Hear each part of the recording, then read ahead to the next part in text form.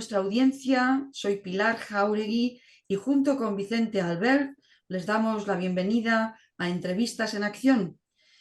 Hemos interrumpido nuestras vacaciones para realizar este programa especial por la urgencia de la noticia de un manifiesto que desde el lunes han firmado ya miles de personas.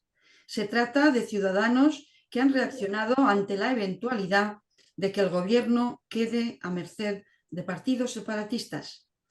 Y para elevar el nivel de esta discusión tenemos el honor de contar con un destacado invitado y defensor del manifiesto.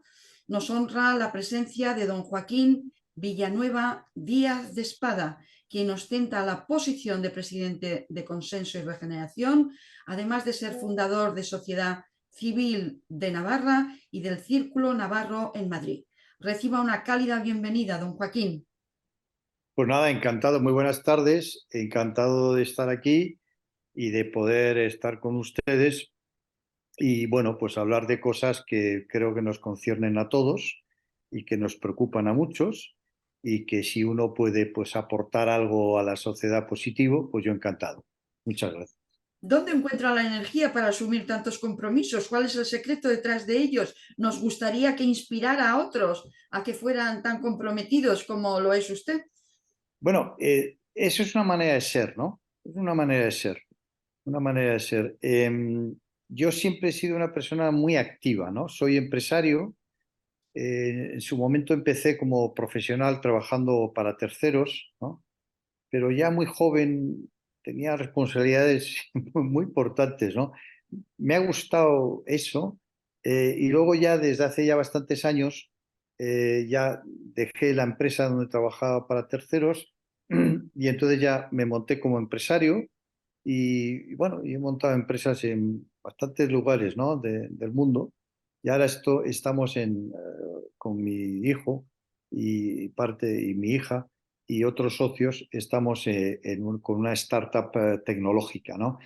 Aparte de eso, pues dedico mucho tiempo a temas sociales. Eh, Hay gente que me dice, no, es que esto a ti, la política te gusta mucho.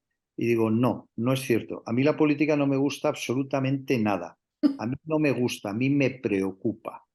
Y precisamente porque me preocupa, entiendo que hay que estar involucrado en la sociedad civil. Precisamente porque me preocupa lo que veo en la política, pero no porque me guste. No me gusta en absoluto, pero como digo, me preocupa y creo que la sociedad civil, en ese sentido, tiene que cumplir su papel. Sí, estoy totalmente de acuerdo con usted que tener gusto por la política, tener gusto por tomar decisiones en nombre de otros, yo lo calificaría en algún momento de psicopatología, vamos, pero vamos, entiendo muy bien su posición y su respeto por algo que hay que hacer en el fondo. Y si le parece bien, comenzamos por el manifiesto que ha sido recientemente difundido.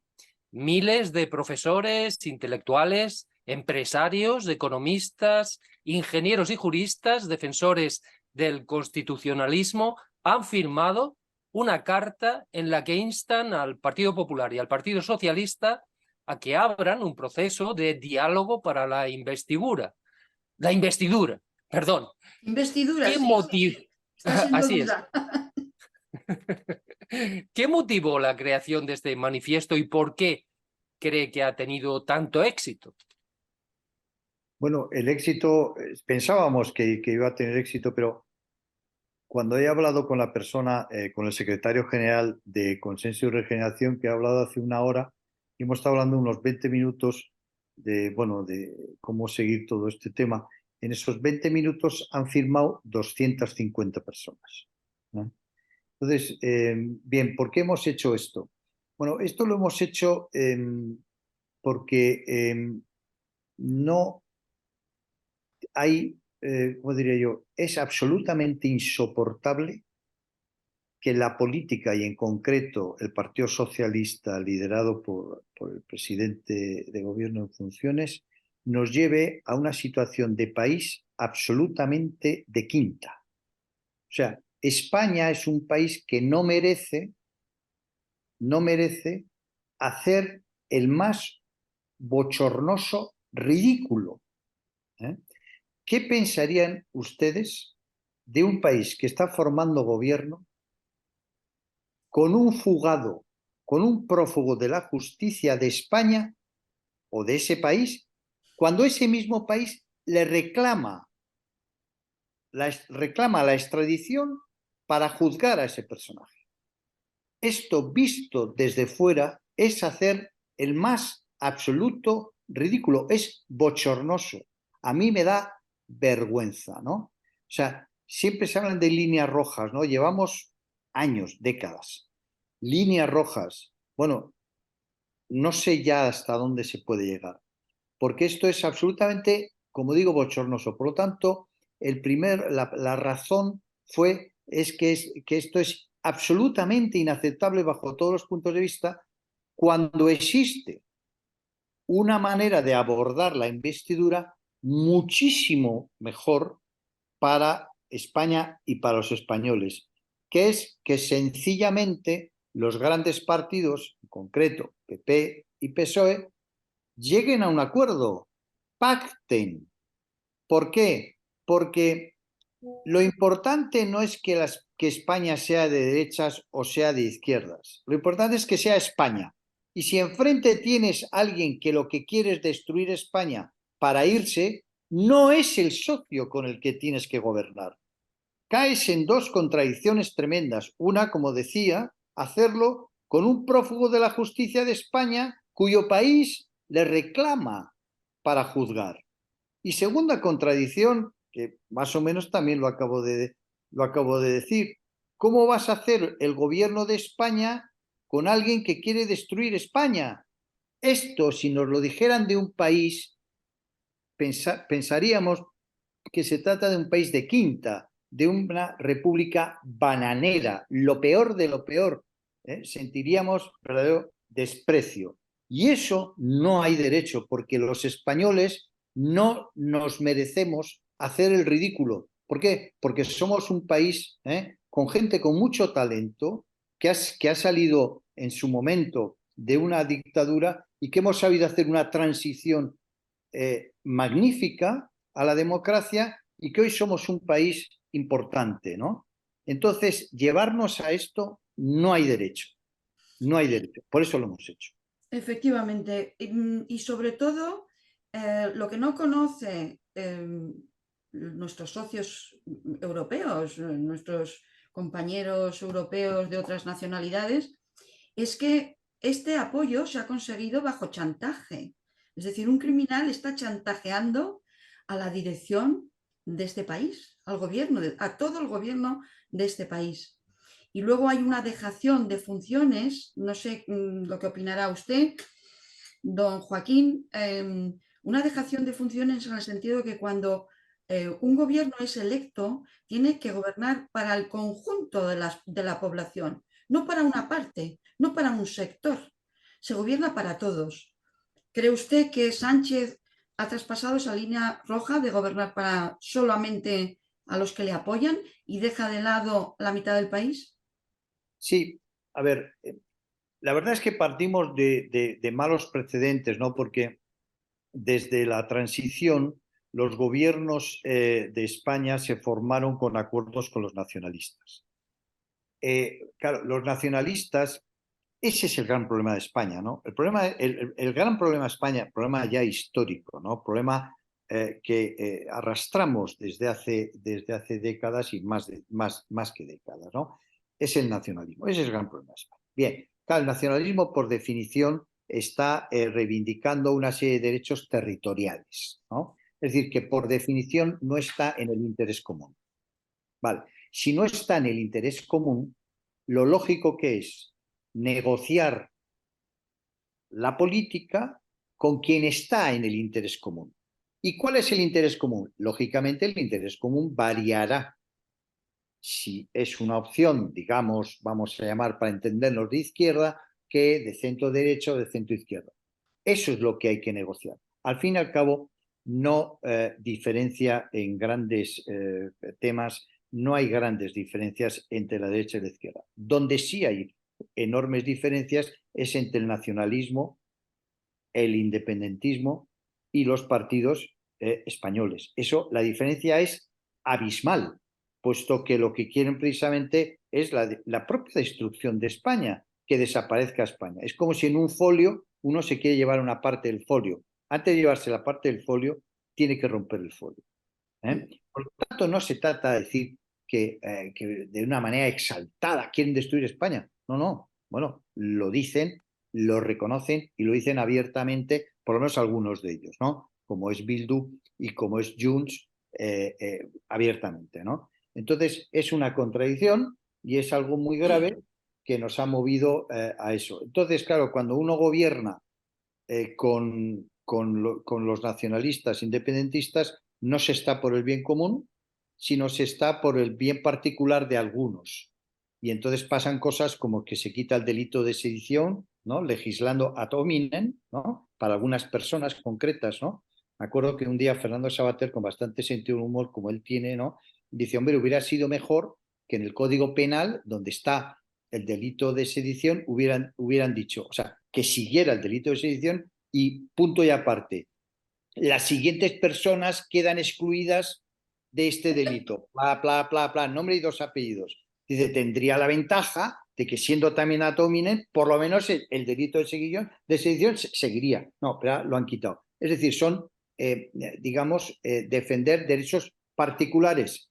No solo particulares, sino derechos que son absolutamente contradictorios con la propia existencia de España y los intereses de los españoles. Entonces, claro, de ahí la necesidad, y por eso es nuestro cuarto manifiesto, es la necesidad de que se entiendan los dos grandes partidos y estén por el bien común. El bien común variará en uno y en otro, pero bueno, eso es lo que tienen que acordar precisamente, ¿no? ¿Existe algún precedente o alguna situación similar en Europa a la que estamos viviendo aquí en España? Bueno, claro, es que lo que ha sucedido, sobre todo en las últimas décadas, ¿no? Desde la transición, es que vamos normalizando lo que no es normal, ¿no? Entonces, por ejemplo, a mí me hace mucha gracia eso de, por ejemplo, si yo digo el hecho diferencial, ¿no? Cuando está hablando el nacionalismo ya hablan del hecho diferencial. Bueno, pues ya es una cosa como normal. Oiga, es que yo soy diferente a usted, ¿no? Bueno, y esto, usted es diferente, ¿pero por qué? Porque se siente usted menos que yo. Porque entonces usted reclamaría no la diferencia, sino la igualdad. Si se siente igual que yo, pues tampoco sería el de hecho diferencial. Será porque se siente usted más, ¿no? Bueno, pero esto es normal, ¿no? Y no solo eso, sino que además a los españoles de tanto hartazgo va pareciendo que el mundo es así. Oiga, no es que esto es normal. No, no es normal. Lo que pasa en España no pasa en ningún lugar del mundo. En ningún lugar del mundo. El país más descentralizado del planeta es España. Se puede medir de muchas maneras. Una de ellas es cuánto del presupuesto total se gasta en las autonomías. Es una manera de medir, ¿no? Dónde se administra, ¿vale? Bueno, pues de esa manera, por ejemplo, se llega a esa conclusión. Si no, un Estado federal. Oiga, si nosotros somos más que un Estado federal, ¿no? Bien, entonces, ¿qué ocurre? Que nos vamos acostumbrando y nos parece que el mundo es así. No, señor. En el mundo no sucede esto. Entonces dirán, Escocia, sí, sí, señor.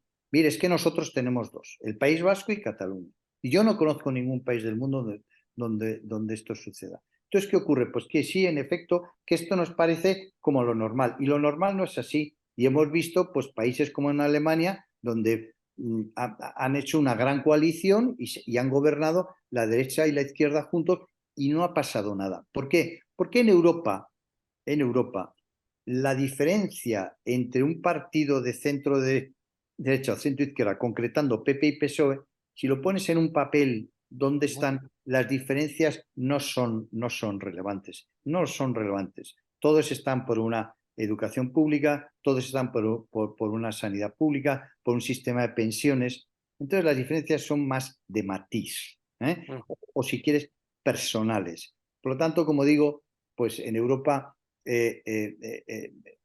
o sea, no debemos pensar que lo que nos pasa a nosotros es lo normal. No, en otros países tendrán otros problemas, ¿no? Pero este no. No, no es lo normal. Lo normal es que teniendo un problema como tenemos de nacionalismo, de alguien que quiere un porcentaje más o menos del 7% de los españoles que quieren no estar en España, el 7%, 93% sí, lo lógico que es que esos señores, esos partidos que son legales y que en muchas democracias occidentales, si eso sucediera, no serían legales, y yo estoy de acuerdo con que sean legales, pero una cosa es que sean legales y otra cosa es que gobiernen al 93%. Eso no tiene ningún sentido. La dictadura de la minoría, la dictadura Sí, de las minorías. sí, y por eso hemos hecho el manifiesto. Muy bien, esta mañana, ayer me parece, en uno de los foros de debate sobre esta cuestión que provoca mucha indignación en personas de diferentes sensibilidades políticas, como lo demuestra quienes están firmando el manifiesto, que son opciones totalmente transversales. Hablaba con Enrique Calvet, el eurodiputado que fue de Ciudadanos en Europa, por Ciudadanos, ya he dicho bien, y hablábamos de que cómo se ha pervertido el lenguaje. Y una de las cosas que le indignaba a él más era esta manera de blanquear a los secesionistas con la palabra independentista, cuando son separatistas. Y tendríamos que utilizar la palabra separatismo antes que independencia. Ya sé que hay mucha polémica sobre esta cuestión, pero se les viste de héroes declarándoles independentistas cuando no lo son. La globalización, no hablo del globalismo, hablo del estado actual de globalización y de interacción que tienen todos los países, no nos hace independientes, al contrario, nos hace dependientes unos de otros. Y tenemos que gestionar esa interdependencia. De manera que, ¿qué opina usted sobre esta cuestión de la perversión del lenguaje que ha llevado a blanquear a los nacionalismos que se declaran víctimas? Y la razón por la que no hemos llegado a una gran coalición, posiblemente, ahora usted, que es más docto en estos temas, me lo aclarará, la razón por la que no se ha llegado a esa gran coalición es porque muchos comunistas en España y muchos socialistas han comprado la idea de que los nacionalismos son progreso, son víctimas de una España autoritaria, cuando en absoluto es la España rica contra la España pobre, es quitarles a los pobres para beneficiar con inversiones a los ricos, condonándoles las deudas, etc. Estoy siendo un poco exagerada, estoy polarizando la cuestión. ¿Qué opina usted, don Joaquín? Vamos a ver, vamos a ver. A mí me parece muy importante cuando hablamos de temas sociales o de política, ir un poco a la base, al concepto, ¿no? Y ver que el concepto tiene que ser algo razonable, ¿no? A partir de un concepto razonable uno puede desarrollar cosas que tienen sentido. A partir de un concepto erróneo y equivocado, todo lo que hagas no tiene ningún sentido. Vamos a ver. Manipulación del lenguaje. Sí, claro, pues eso, el hecho diferencial, por ejemplo. El derecho a decidir. ¿Quién no está de acuerdo con que decidamos? Hombre, derecho a decidir. ¿Quién puede decir, oiga, yo no estoy de acuerdo con el derecho a decidir? Hombre, somos seres libres. Claro que está el derecho a decidir. O sea, todo esto se maneja bien. Mayoría de progreso, ¿no? Pues eso suena bien, ¿no? Esto es guay, ¿no? Bueno, y luego llega el tema de los separatismos, ¿no? El separatismo. Entonces, es guay, ¿no? O sea, es qué guay ser separatista, ¿no? Y me pongo 14 pendientes en la oreja y soy súper guay, ¿no? Bueno, vamos a ver, vamos un poquito al concepto, ¿no? Vamos a ver, el separatismo, en definitiva, el derecho de las tierras, ¿no? El derecho de la tierra, ¿no? Recuerdo cuando después del golpe de Estado, bueno, que luego fue sedición, uno de ellos, antes de entrar a la cárcel, dijo, visca la tierra, ¿no? Bien, bueno, vamos un poquito al concepto. ¿Cuál es el concepto? El concepto es la reivindicación de los derechos de las tierras. Bien, esto en la historia de la humanidad lo tenemos que colocar antes de la Edad Moderna, es decir, en la Edad Media. Esto es del medievo, ¿vale? ¿Por qué? Pues porque con la Edad Moderna viene la figura de la gran invención del ser humano durante toda nuestra historia, que no es haber ido a la luna ni Internet, es la figura del ciudadano. La figura del ciudadano que por el hecho de existir, por el hecho de ser, se le inmediatamente es depositario de una serie de derechos básicos. Eso es la idea del ciudadano que luego se consolida con la Ilustración. El poner por delante el derecho de las tierras es colocarse antes, hace 350 años, que no se borran poniéndote muchos pendientes en la oreja. No se borran.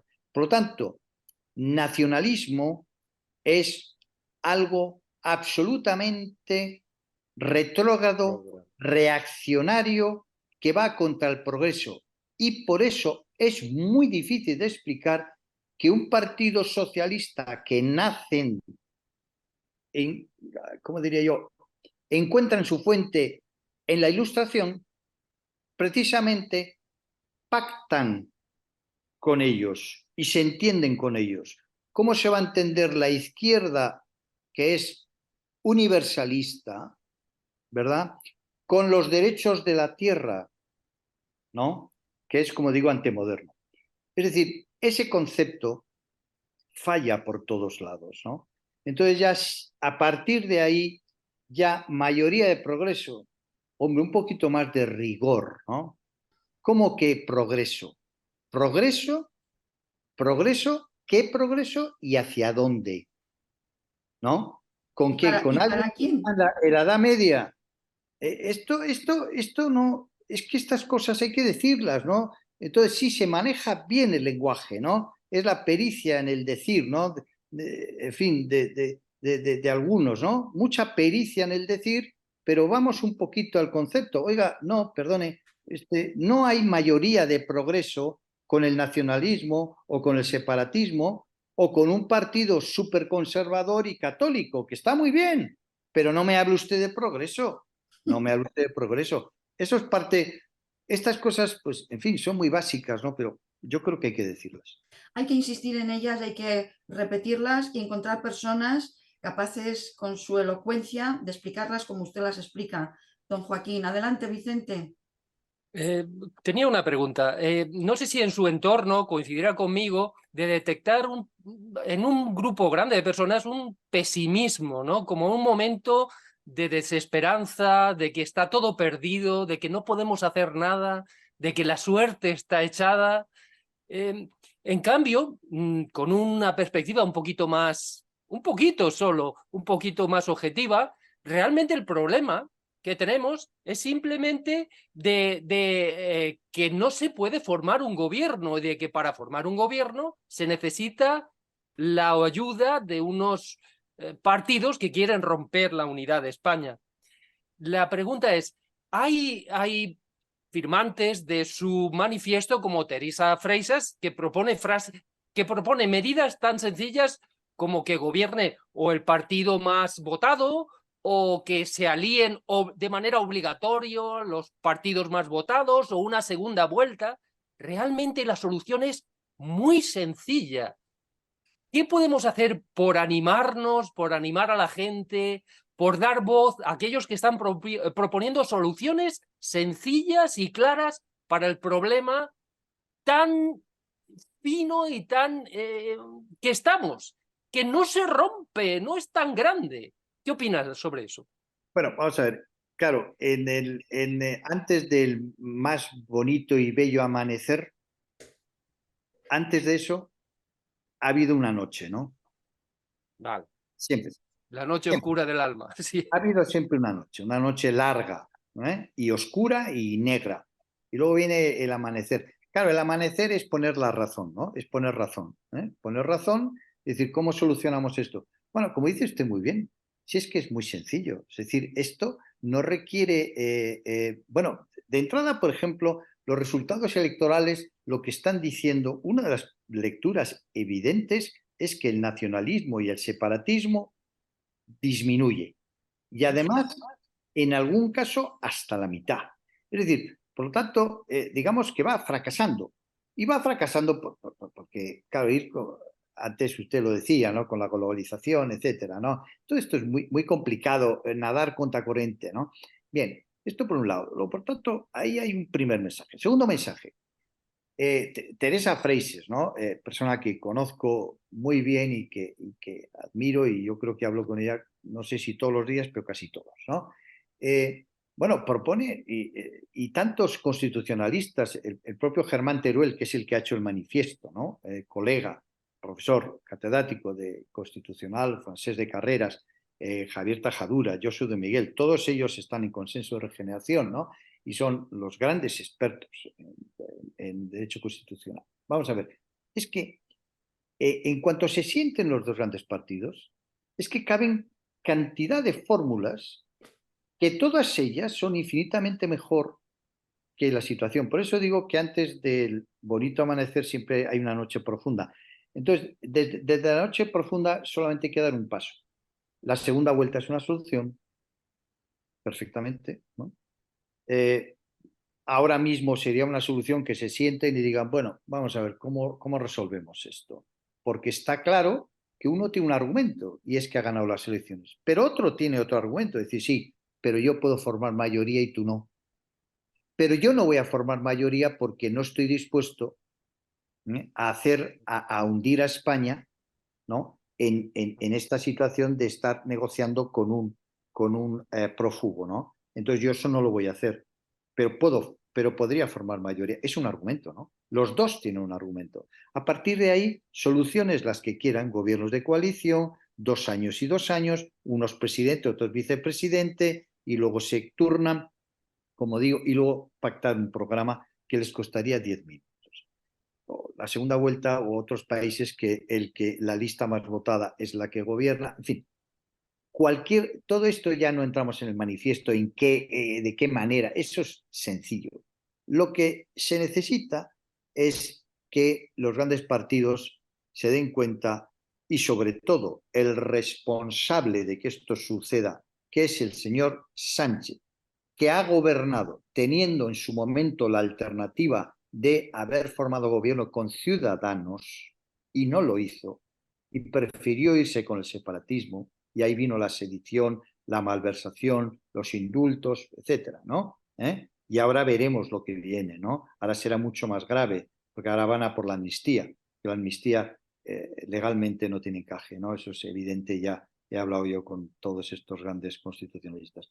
Bien, entonces, ¿qué es lo que...? Bueno, sencillamente líderes que estén por el entendimiento. Esto es lo que necesitamos en España. Líderes que estén por el entendimiento. Y a partir de ahí, como decía usted, pues muchas fórmulas, todas ellas buenas, todas ellas mejores que la situación de la noche en la que nos encontramos ahora. Sí. Lo veo optimista, don Joaquín, hablando de la amnistía. Parece ser que los constitucionalistas no contemplan la mano negra o la mano invisible de Conde Pumpido, queriendo No, malbaratar las cosas. no, vamos a ver, vamos a ver. El indulto general está prohibido, ¿no? Está prohibido en la Constitución. La amnistía es un grado superior al indulto general, ¿no? O sea, en el indulto te perdonan lo que has hecho, en la amnistía desaparece el propio delito. Entonces, claro, si tú no puedes, o sea, si tu salud no te permite comer carne, no puedes comer 2 platos de carne.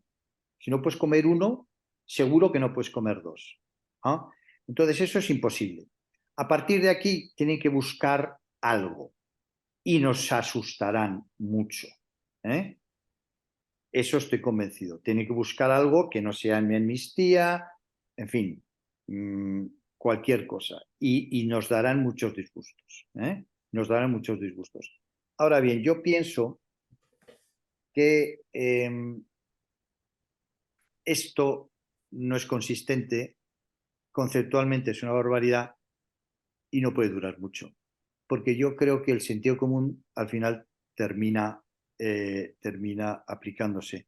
Y por eso digo que la amnistía no lo pueden hacer, algo harán retorciendo las las leyes, en fin, algo harán y nos darán sustos, pero yo creo que van a fracasar y se tiene que volver al sentido común. Para eso hemos hecho el manifiesto, ¿no? El Sí, manifiesto no es nada más que sentido común. sí. Y este manifiesto, recuerdo a nuestra audiencia que lo ha impulsado Consenso y Regeneración. En la pantalla tienen la dirección donde pueden acudir a la web de Consenso y Regeneración y firmar el manifiesto. Y me gustaría comentar también los hashtags que tenemos en pantalla. Sugieren que podemos aspirar los españoles a una España mejor y que este intento, este reto pasa por un mayor control de los ciudadanos, pasa también por gobiernos con clientelismo cero, que es lo que ustedes promueven, y por la rendición de cuentas. ¿Cree que ha llegado el momento en que se requiere una respuesta visible, contundente, que los ciudadanos se agreguen alrededor de foros, de los que sean de su provincia, de su apetencia, para que los políticos no arruinen nuestras posibilidades de futuro? Sí, bueno, en ese sentido yo sí soy optimista. Oigo a veces decir que en España no hay sociedad civil, ¿no? La sociedad civil es fundamental. Sobre todo hay que pensar, es importante inventar, pero antes de inventar, mejor es las buenas prácticas copiarlas directamente, ¿no? Sí, No voy a inventarlas, pero antes de inventar, mira lo que funciona afuera, ¿no? Por eso hay una frase maravillosa, ¿no? De alguna persona que yo admiro mucho, ¿no? De qué dirías para los españoles, dame un consejo para los españoles en, digamos, para el futuro, ¿no? Y entonces esta persona que yo admiro, luego le digo quién es, dijo, mirar hacia adelante y mirar hacia afuera. Bien, me parece, no se puede decir mejor. Bueno, pues si miramos hacia adelante, perdón, si miramos hacia afuera, veremos que los países donde hay un mayor bienestar, una mayor renta, los países más poderosos y los países donde sus ciudadanos viven mejor, son países que tienen una sociedad civil potente. Bien, en España hay una sociedad civil potente. Yo escucho muchas veces, es que en España no hay sociedad civil. No es verdad. En España hay sociedad civil y muy potente. ¿Y por qué? Precisamente por los nacionalismos. Porque ¿dónde es potente la sociedad civil? En el País Vasco, en Navarra y en Cataluña, también en Madrid.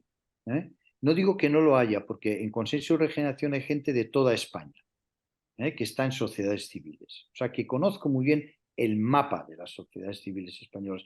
En España hay una sociedad civil muy potente y además coordinada. Consenso y Regeneración precisamente se montó para coordinar la sociedad civil, puesto que de las 100 personas que están en Consenso y Regeneración son todos o presidente o vicepresidente o están en las juntas directivas de las principales sociedades civiles. Y entonces a través de esta red, por ejemplo, pues ya se forma una coordinación. Pero bueno, también hay otros movimientos como la Escuela de Todos, por ejemplo, ¿no? Donde sí. están también muchas sociedades. Es decir, y también hay personas, grandes personas, ¿no? Que están haciendo y han hecho esfuerzos de coordinación importantísimos, ¿no? Estos en Madrid, ¿no? Hay unos cuantos, ¿no? Personajes magníficos, ¿no? Es decir, que en España hay sociedad civil, es potente, está coordinada, solamente le falta una cuestión, que es que está súper infrafinanciada. ¿Eh? En España no hay cultura de donación. No, Y entonces, al no haber esa tradición, la sociedad civil está sin dinero.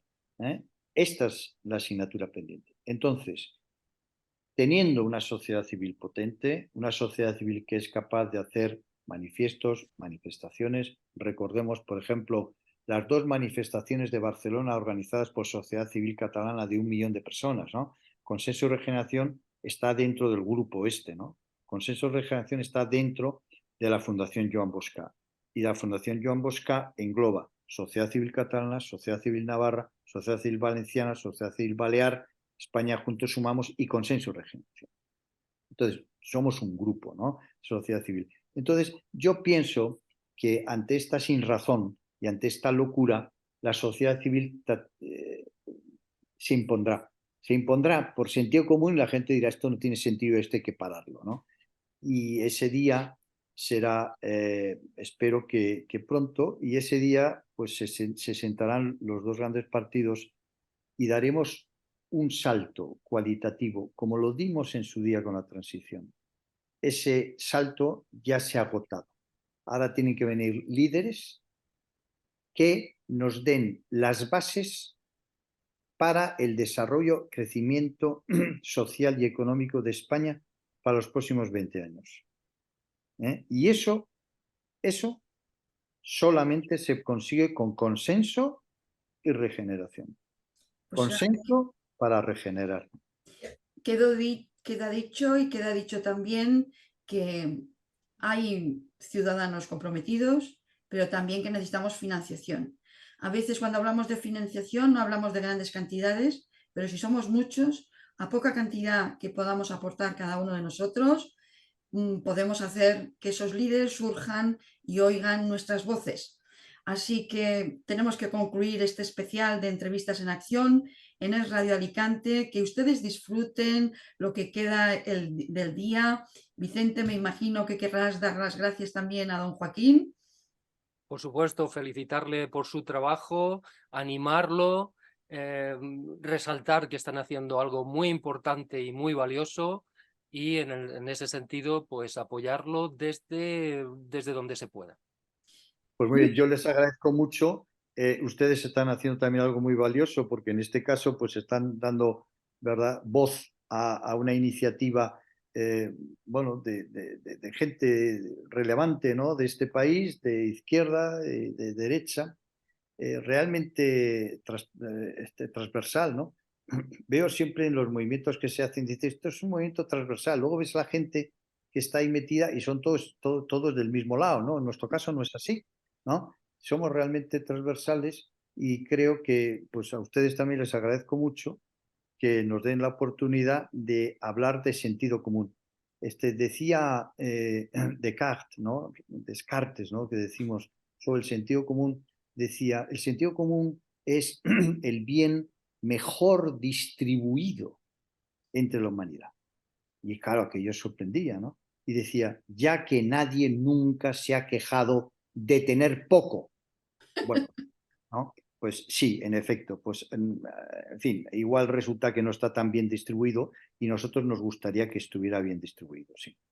Muy bien, don Joaquín. Pues con estas palabras despedimos a nuestra audiencia, que disfruten, como les comentaba, lo que queda del día. Hasta pronto, si Dios quiere. Chao, chao. Muchas gracias.